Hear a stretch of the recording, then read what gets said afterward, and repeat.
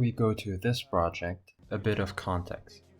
Everyone has seen these awesome projects of evolutionary algorithms. Creatures evolve to find their way through obstacles,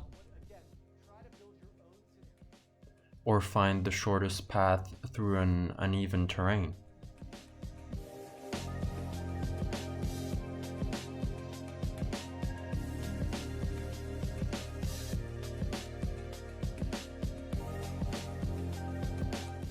Or find the right car design to succeed in a driving simulation.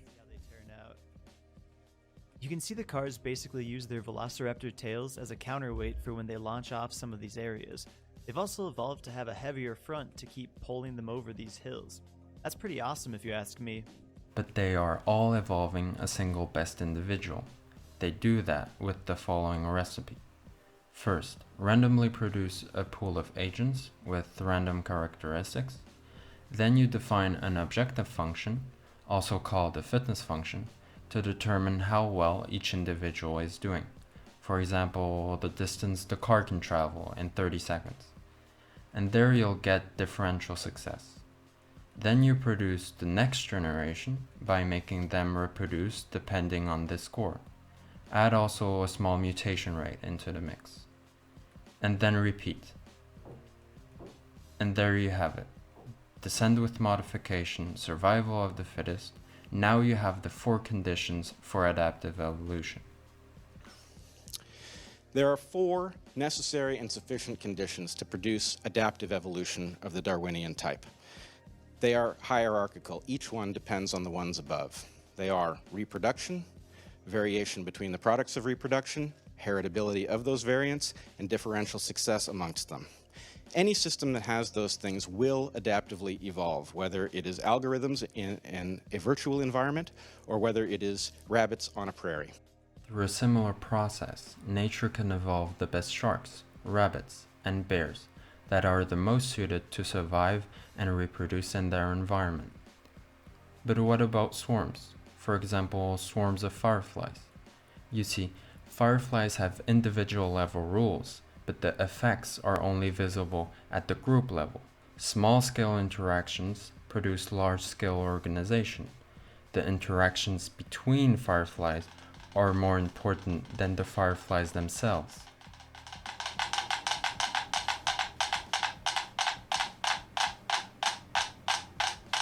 But how could you pressure any firefly to have these rules? It doesn't make them survive better as individuals. To answer that, we have to go back to evolutionary theory.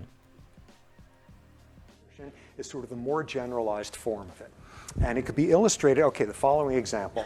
You've got chickens. You've got chickens with an array of traits, and you can see there's 2 types of chickens. One chicken is super aggressive and beats on everybody else, and she lays lots of eggs. Another chicken, far more pacific and introspective and less aggressive and has fewer eggs. So now you take any one of the high aggression females and one of the low aggression guys and put them together, and who's going to leave more copies of her genes? The high aggression female laying lots of eggs.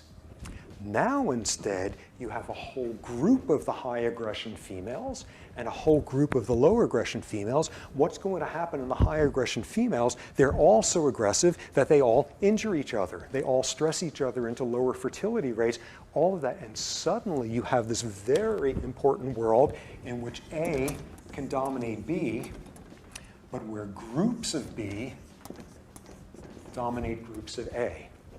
And it's in that realm that you suddenly get a push towards group selection. When selection on that level, a world of any individual being outcompeted because of a trait, but as a collective, and bringing in that word, not randomly, as a collective in the collectivist future of low-ranking chickens to throw off their chains. Once you have a group of them, the same traits that could be disadvantageous on an individual dyadic level, as a group outcompetes the others. Another example is morality. It is a set of individual rules which enable the group to outcompete other groups. For instance, where a group composed of immoral individuals would waste internal resources stealing from each other, groups composed of moral individuals wouldn't. and therefore would constitute a much more efficient, cohesive, and strong collective. Morality increases the fitness of the group.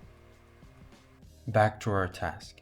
If we want to evolve a group property, it means that we have to apply the selective pressure at the level of the group and not at the level of the individual, like we saw in the examples of the beginning. In other words, in our code, the fitness function will have to look at how well the fireflies are blinking together. Teams of cooperating fireflies are now competing against other teams of fireflies, and the score is how well they are able to blink together. And it worked. The swarm is a group of neural networks that communicate with each other, neighbor to neighbor. Each swarm has 40 fireflies, and each firefly has 8 neighbors. The neural networks have one input node, taking the clock of the neighbor who blinked, 2 hidden layers of 16 nodes each, and one output node, which gives the update to the internal clock of the firefly. But you can see the rest of the details in the GitHub repository, link in the description. I did the normal evolutionary algorithm process, but at a higher level of aggregation. First, draw a pool of swarms instead of a pool of individual fireflies. Then, let each swarm live for 500 iterations, and then measure how well each swarm managed to get its fireflies blinking in unison. This is the fitness function. Then, create the next generation by making the best swarms reproduce more. Add a small mutation rate as well, and then repeat. After around 100 to 150 generations, the best fireflies are very well synchronized together. Diminishing returns kick in after around 80 generations. This evolutionary algorithm has evolved the right local rules, which are the right coefficient and biases in our neural networks, in order for a swarm of fireflies to converge to the same tempo, pulsating in near unison. So the main idea is the following.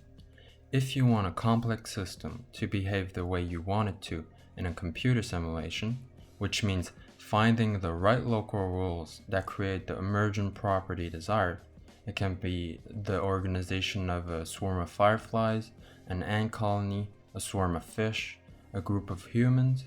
Well, one solution might be to have a genetic algorithm which applies its selective pressure at the level of the group and not at the level of the individual, like commonly done. Selecting based on an emergent property. Thank you for watching. If you feel like some evolutionary theory has been missing from your life, Bret Weinstein's videos and Robert Sapolsky's Stanford lectures will fill that void perfectly.